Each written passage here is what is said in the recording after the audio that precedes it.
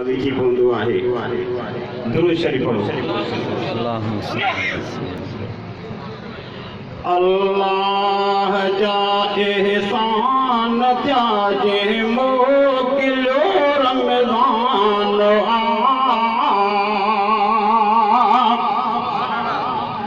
अल्लाह जा एहसान त्याजे मोकिलो रमज़ान हिन महीने में मोहम्मद ते लथो क़ुरान अल्लाह जा एहसान त्याजे मोकिलो रमज़ान हिन महीने में मोहम्मद ते लथो क़ुरान हिन महीने में मोहम्मद ते लथो क़ुरान हिन महीने में खुदा माफ़ियों दिए तो आम जान पर हुजे कोई मुजाहिद जो खणे अज के इनाम हिन महीने में खुदा माफ़ियों दिए तो आम जान पर हुजे कोई मुजाहिद जो खणे अज के इनाम साल सभनी जा कबूल तो इहो ऐलान हिन महीने में मोहम्मद ते लथो क़ुरान अल्लाह जा एहसान त्याजे मोकिलो रमज़ान हिन महीने में मोहम्मद ते लथो क़ुरान अल्लाह जा एहसान त्याजे मोकिलो रमज़ान हिन महीने में मोहम्मद ते लथो क़ुरान हिन महीने में मोहम्मद ते लथो क़ुरान मुसलमान हो मुजाहिद कीन के रोज़ा कज़ा अल्लाह साईं आहे जंहिंजो पाण बदिलो ऐं जज़ा मुसलमान हो मुजाहिद कीन के रोज़ा कज़ा अल्लाह साईं आहे जंहिंजो पाण बदिलो ऐं जज़ा कोई मालिक मुल्क जो जंहिं मोकिलियो मेहमान हिन महीने में मोहम्मद ते लथो क़ुरान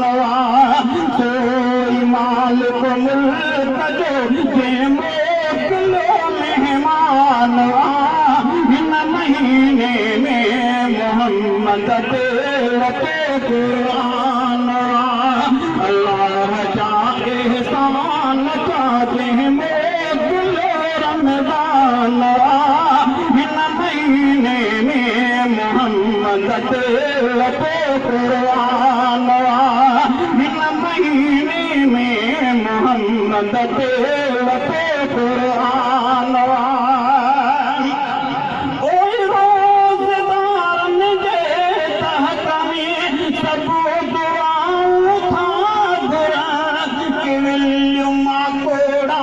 मछों जगजी तजर में था रहनि रोज़दारनि जे तहत में सभु दुआऊं था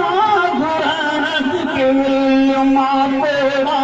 मछों जगजी तजर में था रहनि किविलियूं माकोड़ा मछों जगजी तजर में था रहनि मुसलमान सोच कर वेद के शान हिन महीने में मोहम्मद ते लथो क़ुरान मुसलमान सोच कर वेद के शान हिन महीने में मोहम्मद ते लखो क़ुरान अल्लाह जा एहसान जा जंहिं मोकिलियो रमज़ान हिन महीने में मोहम्मद ते लखो क़ुरान हिन महीने में मोहम्मद ते लखो क़ुरान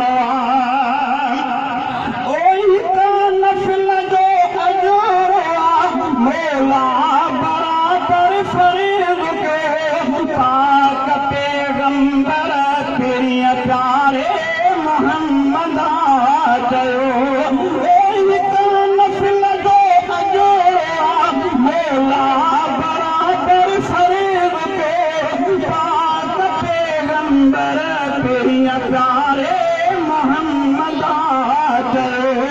अल्लाह जो आहे उनते पको ईमान हिन महीने में मोहम्मद ते लखो क़ुरान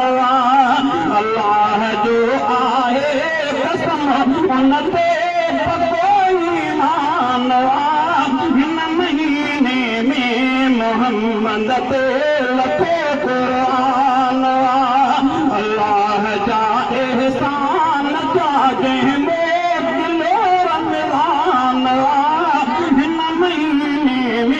मोहम्मद ते लखो क़ुरान हिन महीने में मोहम्मद ते लखो क़ुरान सनाउल्लाह जते बेसमर बदकार हिन मिठे अल्लाह जे बानिया सॼो ही बार